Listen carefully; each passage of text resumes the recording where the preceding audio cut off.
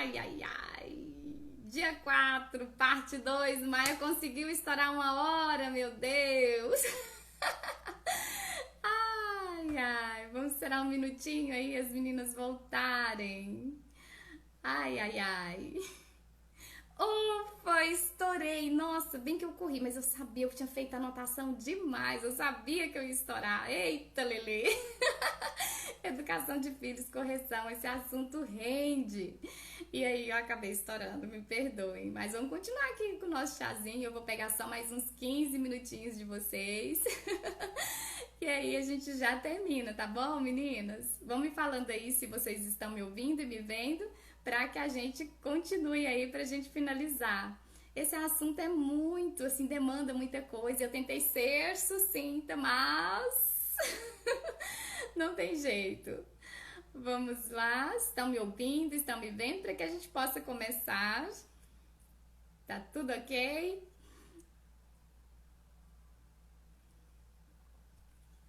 Isso, então eu vou começar porque já chegaram algumas pessoas. Vou desativar aqui os comentários. Ai, ai, ai. Isso! Então, vamos continuar. Eu estava falando ali sobre as ações, né? Vou recapitular aqui rapidinho pra gente não perder o fio da meada, né? Enquanto a gente espera as outras pessoas que estavam acompanhando entrarem. Então, o que é que nós temos que fazer? Catequizar a criança, né? Falar pouco, ser clara, né? Usar a autoridade com discrição, tomar a sério o que se diz. Se eu dei uma ordem, eu não posso deixar que a criança não posso deixar que a criança deixe de cumprir aquilo ali que eu ordenei. Eu preciso fazer, uma vez que eu falei, que eu externei um comando, desde muito pequena, eu tenho que fazer a criança fazer aquilo ali, cumprir o meu comando, porque senão eu vou estar acostumando ela a pensar assim: a mamãe falou, mas depois, não vou fazer não, vou continuar brincando aqui. A mamãe falou, mas não tem nada não, né? Não vai acontecer nada.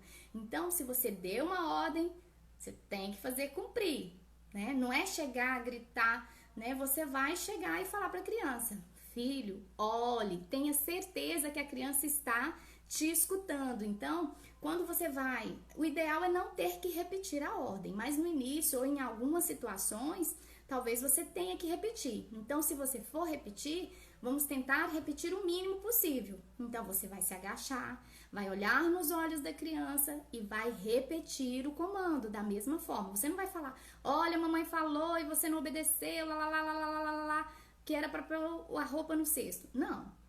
Você vai abaixar, olhar nos olhos da criança e dizer: filho, coloque a roupa suja no cesto. Ponto. Agora, né? Assim, você vai falar e determinar para a criança, né? É agora. Então, fale com firmeza, sem gritar, de forma calma, sem se exaltar, mas fazendo com que a criança compreenda que aquela ordem foi dada e que ela deve ser obedecida. E manter a firmeza até o fim, né? Meu filho, ele já está acostumado a não me obedecer, agora eu tô tendo que correr atrás do prejuízo. Então, quando você começar uma correção, vá até o fim. Nem que você passe o dia inteiro só por conta daquilo, né? Então, vai corrigir a desobediência, já está acostumado a te desobedecer. Então, nessa fase que você vai corrigir, você tem que manter, tem que perseverar. Mas o meu filho está dando birra. Deixe da birra, né? Corrija, né? Vá lá e insista. Não deixe que a ordem não seja cumprida por causa da birra, porque na outra vez, minha amiga, a birra vai ser maior e mais duradoura. Então, de corrigir um mau costume, a desobediência já assimilada, né, já adquirida, é difícil mesmo, mas demanda perseverança. Mas uma vez que você começou, vá até o fim, porque a criança, ela vai medir os seus limites, ela vai medir força com você, no sentido de falar assim: eu vou enrolar e ela vai esquecer. Então não esqueça, começou a corrigir, vá até o fim. Maia, e aí, de forma prática, me dá umas dicas, como que eu posso fazer, né? Eu sempre me descontrolo, vou lá, dou logo uma chinelada no menino e grito logo, e aí resolve e tá pronto. Aí não demora. Eu faço assim: mas vai chegar um momento em que o seu filho vai crescer. Você já perdeu a sua autoridade e aí não vai adiantar. Então você tem que corrigir isso de cedo, né? Como fala, é de menino que se torce o pepino. Então é desde cedo que a gente tem que corrigir. Então, se a criança já tem 3, 4, 7 anos e tá mal educado, tá na hora de correr atrás do prejuízo antes da adolescência, né, gente? Pelo amor de Deus, que a adolescência é quando você já educa. Já é difícil com uma criança cheia de vícios, cheia de birras e de manhas, aí vai ser trabalho dobrado, tá bom? Então, que forma objetiva eu posso começar a colocar a obediência, a ordem, né? Exercer a minha autoridade dentro de casa, além dessas coisas que eu já falei, né? Regras claras. Por exemplo, o meu filho é um bebezinho, ele tem 1 aninho. Quando eu comecei a usar regras coladas na parede, né? Visuais, com desenhos, na hora de corrigir o meu filho, a partir de 1 aninho. Começou a andar, começou a fazer as faltas, eu comecei a corrigir. Então, fiz aquelas regrinhas aqui no Drive do Carinhos da Maia, vai ter disponível, né? Se você tá vendo essa live hoje e vai procurar depois, lá no link, né? Nos materiais gratuitos, vai ter lá algumas regrinhas que eu criei e você pode criar as suas também. É importante, quando a criança é muito nova, ter algo visual, algo para ela ver, para ela ajudar a compreender, porque a criança é muito imatura, ela ainda não entende, não conversa direito. Então, você vai lá, criança, por exemplo, não comeu tudo. Então, você vai lá e mostra a regrinha para ele. Olha, a regrinha diz, aqui tem uma norma na nossa casa, e a regra diz que tem que comer tudo, né? E você tem que ter o cuidado de não colocar comida demais, para não acostumar a criança a ficar deixando comida no prato. Então, mesmo que coloque um pouco menos e depois a criança queira repetir, você coloca um pouco mais. É melhor do que colocar demais e a criança acostumar a deixar sem comer tudo. Então, você usa as regras. Quando a criança é muito pequenininha, vai corrigir, mostra para a criança. Olha, você está sendo corrigido, você está ficando de castigo por isso, por isso, por isso. E mostra para a criança.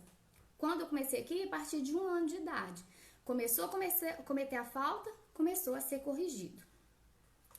Ter definido uma punição com antecedência.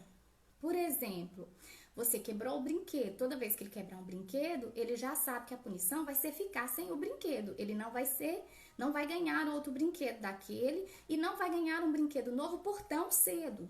Então, é bom que a criança já tenha conhecimento do que é a punição. Ou, por exemplo, se você deu uma ordem para a criança, né, e a criança está enrolando ali, você pode informar, olha, se você, por exemplo, vamos supor que vamos ao supermercado. Olha, filho, nós vamos ao supermercado, a mamãe está indo fazer compra. Eu não quero que você fique correndo no supermercado e nem tirando as coisas da prateleira. Se isso acontecer, vai acontecer isso, isso, isso e isso. Então, você já dá a conhecer para a criança com antecedência e você já tenha definido o que é que vai ser a punição. Isso ajuda muito também. Manter a calma. Manter a calma. E não agir quando estiver fora do controle. Essa é difícil, né? Mas é como eu disse no decorrer dessa semana. Treino, aprender a domar os nossos maus impulsos. Buscar corrigir no particular, exceto se o ato foi público, né? Um mau exemplo. Não pedir, mas ordenar, né? Às vezes eu falo aqui com os meus filhos, por exemplo, filho, guarde esse chinelo, por favor. Aí ele não guarda. Aí quando eu olho para ele, eu falo assim, filho, isso não é um pedido, apesar de eu estar falando educadamente. É uma ordem, é para ser obedecido. Eu quero que você guarde o chinelo. Então, você não precisa ser grossa na hora de dar o comando, você pode ser educada. Mas deixe claro para a criança que você não está pedindo, você não está implorando, vocês não estão no mesmo nível. Você é a autoridade, você é que manda. Na sua casa é uma monarquia, não é democracia. Então, você não pede, você ordena. Se necessário, demonstrar o que for pedido. Quando a criança é muito novinha, às vezes você nunca mandou ele guardar os brinquedos ou nunca mandou colocar a roupa suja no cesto. Quando você vai executar isso a primeira vez, você vai lá e vai demonstrar, né?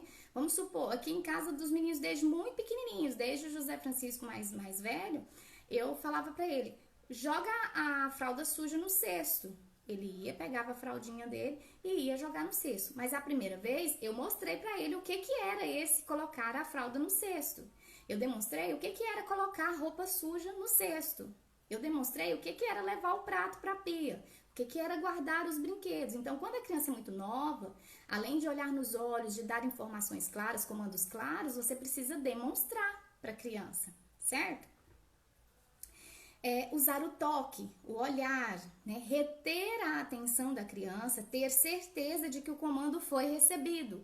Porque não adianta você estar lá na pia lavando o prato, o filho lá brincando no quintal e você começar a gritar, filho, vem aqui, fazer isso, aquilo. A criança não tá nem te escutando. Aí você fica repetindo, filho, lá, fica repetindo. A criança não vai nem te dar atenção. Então, o ideal é que você pare um pouquinho, mesmo que isso te custe ali um pouco, vá e tenha certeza que a criança te escutou, te entendeu, tá? Não fica ali gritando lá de longe, falando, que você vai perder tempo e vai estar dando, né, ensinando a criança a te ignorar. Então, naquele livro, Carinho e Firmeza com os Filhos, lá tem umas técnicas bem legais. É um livro bem simples, mas tem algumas coisas, principalmente quando a criança já está acostumada a desobedecer, tem algumas técnicas lá que eu testei e que funcionou mesmo. Então eu recomendo, busque, leia, né? Tem algumas técnicas lá boas. E uma que funcionou aqui foi a do disco riscado, né? Que eles chamam lá, né? Que é você está sempre repetindo. Por exemplo, filho, guarde o chinelo no armário, por favor. Tá, mamãe? Nada, não fez. Filho, guarde o chinelo no armário. Ah, mamãe. Filho, guarde o chinelo no armário. Ah, mamãe, não, mas eu quero continuar brincando. Filho, guarde o chinelo no armário. Você fica repetindo ali, igual um disco riscado mesmo. Não deixa a criança ali começar a argumentar, né? Falar assim, mas espera um pouquinho que eu tô brincando. Espera um pouquinho que eu vou fazer alguma coisa. Não, a criança começa a falar, você repete o comando para ele fazer. Funcionou, né? De vez em quando eu preciso usar aqui e eu acho interessante. Birras, dica para birra, a criança que ela se joga no chão, que ela grita, que ela chora. Tire a plateia. O ser humano, ele gosta de ser assistido. Então, se a criança é muito birrenta de se jogar no chão, aqui a minha mais novinha, a Clara Maria, ela é top nisso, ela adora uma birra. Então, o que eu faço? Quando eu tento corrigir ali e ela não corresponde, eu ponho ela lá no quarto e deixo ela lá sozinha e falo pra ela, quando você se acalmar, quando você parar de dar birra, a mamãe vem te buscar. Então, tira a plateia que resolve, que é uma beleza. Tem criança que demora mais, tem dia que a Clara Maria ela está inspiradíssima. Então, ela fica muito tempo, mas funciona. Então, tá dando muita birra, tá dando show, tira a plateia que resolve. E elogio, quando faz bem e espontaneamente. Quando o seu filho... Porque a gente não deve ficar também só criticando, só corrigindo, só mostrando as faltas, né, gente? Se a criança, ela teve uma boa ação, se a criança, ela fez algo bom, você elogie, né? Nossa, filho, essa semana mesmo, o José Francisco teve um dia que ele acordou eu levantei, né? Eu tava muito cansada e eu deitei. E aí eu acordei, levantei, ele foi pra cozinha, eu fui preparar o lanche, eu cheguei lá na cozinha, ele foi pra preparar o lanche e ele tava lavando os pratos. E ele falou assim, mamãe, hoje eu vou te ajudar, hoje eu vou lavar os pratos. Aí eu olhei, né, tinha pouquinha coisa na pia, eu falei, vou deixar, né, foi uma coisa espontânea, ele tá crescendo, tem que dar espaço pra ele, ele quis fazer para me agradar. Teve uns que não ficou muito bem limpinho não, mas aí a gente releva, né, gente? E aí eu falei pra ele, nossa filho, muito obrigada, nossa, a mamãe tá cansada hoje, muito obrigada, e elogiei e tal. Então assim, quando a criança tem um ato ali espontâneo, que é algo bom, elogie. Mas não fique também cobrindo a criança de elogio, tudo que a criança suspirou, você elogiou. Não, né? Elogie aquilo que for realmente bom e espontâneo, né? Que não precisou ali de você fazer. Vamos supor que ele levantou e arrumou o quarto. Nossa, filho, meus parabéns. É assim mesmo que deve fazer todos os dias, né? O quarto tem que manter a ordem e tal. Então, é bom elogiar quando a criança faz algo bom. E a última dica, porém não menos importante, é jamais, nunca, never desautorize o seu cônjuge. Se o seu marido está fazendo ali uma correção, ou está chamando a atenção, ou está falando com a criança, jamais desautorize. Se você acha que o seu marido não está tendo uma ação correta, espere, deixe, tente só olhar, né, se comunicar ali olhando, né, para que ele compreenda, né, você e deixe. E aí depois, a sós, com o seu marido, você conversa, olha, meu bem, eu acho que talvez não tenha sido dessa forma e tal, mas jamais desautorize o seu esposo ou você, a sua esposa, diante do seu filho. Isso é matar a autoridade do cônjuge assim, ó, na raiz. Não faça isso jamais. Então, vamos lá, finalizando, é a questão das recompensas, né? As recompensas, elas devem ser evitadas. Porém, quando elas forem usadas, devem ser os mais simples possível. Se a criança fez uma coisa boa e você quer recompensar, busque com coisas que vão elevar a criança. Um momento em família, um momento a mais de leitura, né? Evitar ficar com coisas materiais demais, né? A criança fez uma coisa boa, você vai lá e compra um presente. A criança fez uma coisa boa, você vai lá, né, e empanturra a criança de sorvete. Não. Busque dar recompensas, mas que sejam momentos agradáveis e que eleve a criança. E por hoje, acho que é só. Estourei o tempo, consegui. Eu achei que essa semana eu ia conseguir fazer tudo em 1 hora, não consegui. Então, já que eu estourei o tempo, vou falar aqui, comentar as citações aqui do nosso caderno Ora et Labora, né? Que tem coisas aqui que são muito importantes e talvez você esteja acompanhando aí e não teve acesso ao caderno. Então, primeira citação, para você refletir. Das mais graves falhas da educação atual é o desconhecimento dos fins. Eu não sei para que fim eu educo o meu filho. Então, agitam-se muitos, alguns até febrilmente, mas sem saber para quê. Né? Querem educar, mas o que é educar? Né? Todos querem saber como andar sem saber ir para onde vão. E não chegam ao fim, mesmo porque não sabem qual é. Então, quando você pensa em fazer a educação domiciliar ou em complementar a educação da escola, primeiro você tem que saber para que fim você está querendo fazer isso. Por que eu quero fazer isso? Tá? É certo que nunca devemos desestimular uma criança, porém, tampouco devemos forçar excessivamente o ensino formal até um ponto de estresse ou frustração. Então, hoje, essa citação eu coloquei porque os pais estão cada vez menos, ou cada vez mais, colocando muitas coisas para as crianças fazerem. A criança de 2 aninhos aí faz natação, faz inglês, faz francês, faz karatê, faz não sei quantas horas de estudo, faz a apostila do fulano, a apostila do cicrano. Então, assim, enche a criança de coisa para fazer. Então, a gente tem que evitar esses excessos, porque senão, com 4 aninhos, a criança já vai estar tão cansada de estudo que ela não vai querer mais, ela não vai achar mais agradável aprender, né? Isso vai se tornar um sofrimento. Então, evite o excesso.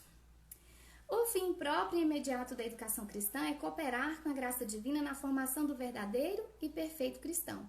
A educação cristã abraça toda a extensão da vida humana, sensível, espiritual, intelectual e moral, individual, doméstica e social, não para diminuí-la de qualquer maneira, mas para a elevar, regular e aperfeiçoar, segundo os exemplos e doutrina de Cristo.